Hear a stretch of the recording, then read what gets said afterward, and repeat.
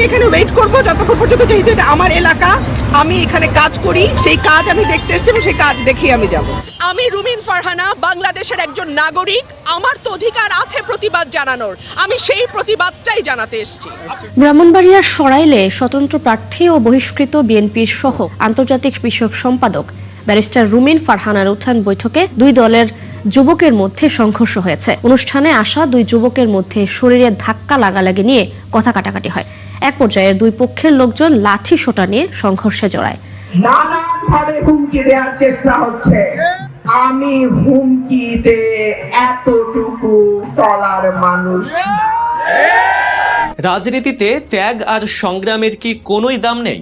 দলের দুর্দিনে যারা রাজপথে নিজেদের রক্ত ঝরিয়েছেন, প্রতিবাদের আগুনে পুড়ে হয়েছেন খাঁটি সোনা, ভালো সময়ে এসে তারাই কেন ছিটকে পড়েন? বিএনপির যে বাঘিনী সংসদে দাঁড়িয়ে সরকারের মন্ত্রীদের বুকে কাঁপন ধরাতেন, আজ তাকেই কিনা ঘাড় ধাক্কা দিয়ে নিজের দল থেকে বের করে দেয়া হলো। রুমিন ফারহানা কি এত সহজে ছেড়ে দেওয়ার পাত্রী? দল তাকে ছুঁড়ে ফেলে দেওয়ার পর তিনি যা করলেন তা দেখে খোদ বিএনপির হাইকমান্ডের চোখ কপালে। রাজনীতিতে এক মহা নাটকীয় মুহূর্তের সাক্ষী হলো পুরো বাংলাদেশ। পর্দার আড়ালের সেই অজানা সব খবর জানাবো আজকের ভিডিওতে। দর্শক, ব্যারিস্টার রুমিন ফারহানার গণজোয়ার দেখে মাথায় হাত বিএনপির জোর প্রার্থী মাওলানা জুনায়েদ আল হাবিবের। কারণ এই ব্যারিস্টার রুমিন ফারহানাই আওয়ামী লীগের আমলে বিএনপির দুর্দিনের সময় তিনি এই বিএনপির জন্য দীর্ঘ 18 বছর লড়াই করেছেন এবং এই ব্যারিস্টার রুমিন ফারহানাই এই বিএনপির অস্তিত্ব টিকিয়ে রেখেছেন এবং তার নেতাকর্মীদের পাশে তিনি ছিলেন। যে কারণেই ব্যারিস্টার রুমিন ফারহানার নেতাকর্মীরা ব্যারিস্টার রুমিন ফারহানাকে বিপুল ভোটে জয়লাভ করার জন্য তারা রাজপথে ঝাঁপিয়ে পড়েছেন এবং তাদের সকলের এক কথা এক দাবি যে এই ব্যারিস্টার রুমিন ফারহানা তিনি বিপুল ভোটে জয়লাভ করবেন। দর্শক, এই ব্যারিস্টার রুমিন ফারহানার গণজোয়ার দেখে কিন্তু ইতিমধ্যেই বিএনপির জোর প্রার্থীর নেতাকর্মীরা তাদের উপরে বিভিন্ন ধরনের হামলা এবং বিভিন্নভাবে ষড়যন্ত্র করার পরিকল্পনা করেছে। দর্শক, এই বিষয়ের কিছু অংশ ভিডিওর শুরুতে শিরোনামে আপনারা দেখেছেন, বিস্তারিত পুরো ভিডিও জুড়ে। তার আগে আমার একটা অনুরোধ, যারা আমার চ্যানেলে নতুন আসছেন চ্যানেলটি সাবস্ক্রাইব করে ওয়াল ক্লিক করে বেল আইকনটি বাজিয়ে দিন। দর্শক, চলুন দেখে আসি রাজনীতির মহলে কি হতে চলেছে এবং ব্যারিস্টার রুমিন ফারহানা তিনি যে বিপুল ভোটে জয়লাভ করবেন তা তার এলাকার ভোটাররাই গণমাধ্যমে প্রচার করতেছে, সেটা পুরো ভিডিওটা দেখলেই বুঝতে পারবেন। দর্শক, ভিডিওটা অত্যন্ত গুরুত্বপূর্ণ, তাই ধৈর্য ধরে একটি লাইক এবং পুরো ভিডিওটা শেষ পর্যন্ত দেখতে থাকুন। ব্রাহ্মণবাড়িয়া 2 নির্বাচনী আসন, এই আসনে দুটি উপজেলা নিয়ে এই আসনটি গঠিত। একটি হচ্ছে সরাইল, আরেকটি আশুগঞ্জ। সরাইল আশুগঞ্জে আগামী নির্বাচনে এখানে বিএনপির জোটের প্রার্থী জামায়াতুল উলামা দলের মাওলানা জুনায়েদ আল হাবিব, তার প্রতীক খেজুর গাছ। আর এখানে বিএনপির নেত্রী এবং স্বতন্ত্র থেকে নির্বাচন করছেন ব্যারিস্টার রুমিন ফারহানা, আর তার প্রতীক হচ্ছে হাঁস। আগামী নির্বাচনে এই আশুগঞ্জ সরাইল নির্বাচনী এলাকা ব্রাহ্মণবাড়িয়া 2 আসনে খেজুর গাছ নাকি হাঁস? এবার আমি এই এলাকার ভোটারদের সাথে কথা বলবো। আসসালামু আলাইকুম। আসসালামু আলাইকুম। কেমন আছেন? ভালো আছি। আপনার বয়স কত? আমার বয়স আপনার 74 বছর বয়স। আগামী নির্বাচনে আপনাদের ব্রাহ্মণবাড়িয়া 2 আসনে জি কে নির্বাচিত হবে বলে মনে করছেন? আমি খুবই যেদিকে যাই সেদিকেই শুনি এবং নিজেও ওনার প্রতিও আমরা হাসপারগায় রুমিনা ফারহানকে ভোট দিব আমরা।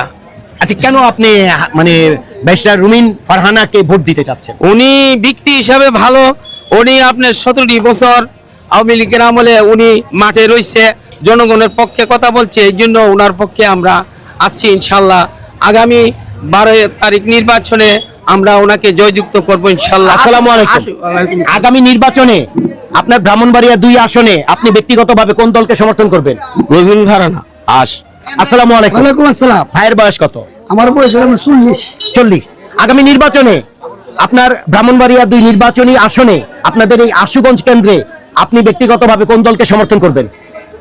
এখন তো ওইটা ওই তারিখ দিয়ে তোকে জোয়ার হইতে আছে, এই যে সবার মধ্যে উনি সরকার হইব, আর কি আর কোনো অন্য কোনো কি আছে দল টল আছে? হ্যাঁ। আর আপনি এই এলাকায় ভোট দেবেন কাকে? আপনি রুমিন ফারহানা। ওনার মার্কা কি?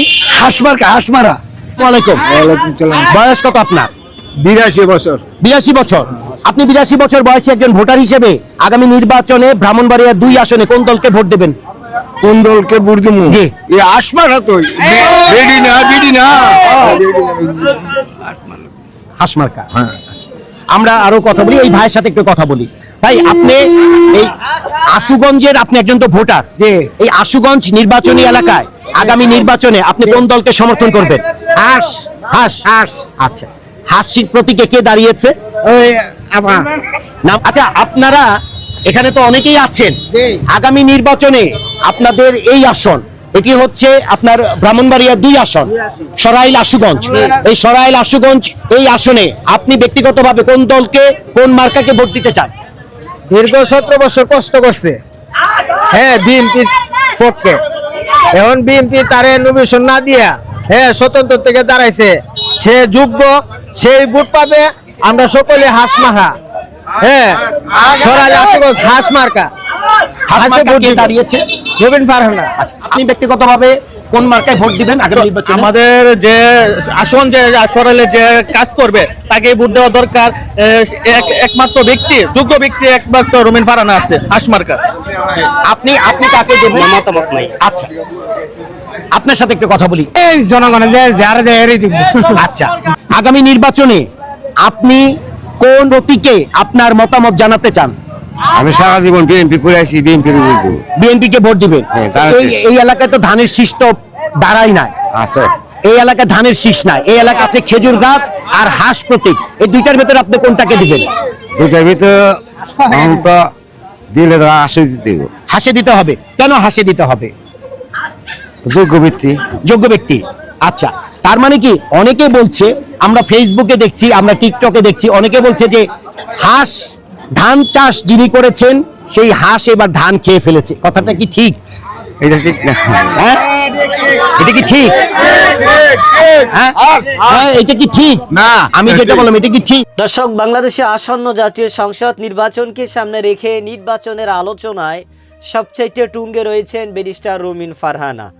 এই ব্যারিস্টার রুমিন ফারহানার ইতিমধ্যেই যেই গণজোয়ার শুরু হয়ে গিয়েছেন, তাতে করে ব্যারিস্টার রুমিন ফারহানা তিনি বিপুল ভোটে জয়লাভ করবেন। কারণ এই ব্যারিস্টার রুমিন ফারহানা একজন নেত্রীর নাম নয়, বরং তিনি একজন অগ্নিকন্যা এবং সাহসী ও প্রতিভাবান একজন রাজনৈতিক নেত্রী। তিনি দেশনেত্রী বেগম খালেদা জিয়ার হাত ধরে এদেশে রাজনৈতিক পথযাত্রা শুরু করেছেন।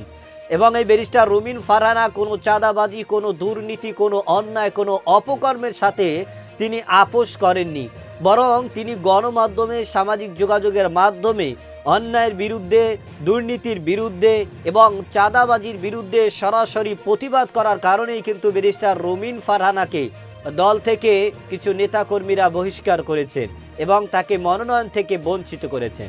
কিন্তু ব্যারিস্টার রুমিন ফারহানা তিনি আবারও প্রমাণ করে দিলেন যে এদেশের হয়ে, এদেশের মানুষের হয়ে কাজ করতে গেলে কোনো দল লাগে না, কোনো মত লাগে না, লাগে একজন সৎ, সাহসী এবং সত্যের সঠিক পথে থাকা, যা ব্যারিস্টার রুমিন ফারহানা প্রমাণ করে দিয়েছেন। দর্শক, এই ব্যারিস্টার রুমিন ফারহানার আসনে বিএনপি জোর প্রার্থী দিয়েছেন মাওলানা জুনায়েদ আল হাবিবকে। এই মাওলানা জুনায়েদ আল হাবিব ইতিমধ্যেই ভয়াবহ চাপের মধ্যে পড়ে গেছেন এবং তিনি দেখেছেন যে ব্যারিস্টার রুমিন ফারহানার ইতিমধ্যে গণজোয়ার উঠেছেন এবং বিভিন্ন জায়গায় মানুষ তাকে সমর্থন করেছেন এবং তাকে নির্বাচন করার জন্য, তাকে নির্বাচিত করার জন্য ইতিমধ্যে মানুষ ফুঁসে উঠেছেন। কারণ এদেশের মানুষ তারা ইতিহাসবিদ, এদেশের মানুষ ইতিহাস জানে, এদেশের মানুষ জানে যে কারা দুর্দিনের সময়, কারা বিপর্যয়ের সময়, কারা আওয়ামী লীগের আমলে বিএনপি যখন মাথা চড়া দিয়ে, মাথা উঁচা করে দাঁড়াতে পারে নাই, তখন কঠিন হুঙ্কার দিয়েছেন এই ব্যারিস্টার রুমিন ফারহানা এবং তার হুঙ্কারে বিরোধী দলের সরকার পর্যন্ত কেঁপে উঠেছে। এই ব্যারিস্টার রুমিন ফারহানা দীর্ঘ 18 বছর দলের জন্য কষ্ট করেছেন, দেশের জন্য কষ্ট করেছেন, যা এদেশের মানুষ জানে এবং এদেশের যারা রাজনীতিবিদরা রয়েছেন তারাও জানে। যে কারণে এই ব্যারিস্টার রুমিন ফারহানার যেই কষ্ট, যেই ত্যাগ এবং তিনি যেই পরিমাণ শ্রম দিয়েছেন দলের জন্য, এই ব্যারিস্টার রুমিন ফারহানাকে সেইভাবে যথাযথ সম্মান এবং মর্যাদা করা হয়নি দল থেকে। যে কারণে এই ব্যাপারে এদেশের রাজনীতিবিদরা তীব্র নিন্দা এবং প্রতিবাদ জানিয়েছেন। এবং ব্যারিস্টার রুমিন ফারহানার আসনে যত মানুষ রয়েছেন, যত রাজনৈতিক নেতাকর্মীরা রয়েছেন, সকলের এক কথা এক দাবি যে এই ব্যারিস্টার রুমিন ফারহানা দীর্ঘ 18 বছর কষ্ট করেছেন, সুতরাং আমরা তাকেই ভোট দিয়ে বিপুল ভোটে জয়যুক্ত করব। দর্শক, এই ব্যাপারে আপনার কোনো মতামত থাকলে সেটা আমাদের কমেন্ট সেকশনে অবশ্যই জানাবেন। আজ এ পর্যন্তই। সুস্থ থাকবেন, ভালো থাকবেন। দেখা হবে আগামী কোনো ভিডিওতে, কথা হবে নতুন কোনো বিষয় নিয়ে। সে পর্যন্ত ভালো থাকবেন। খোদা হাফেজ।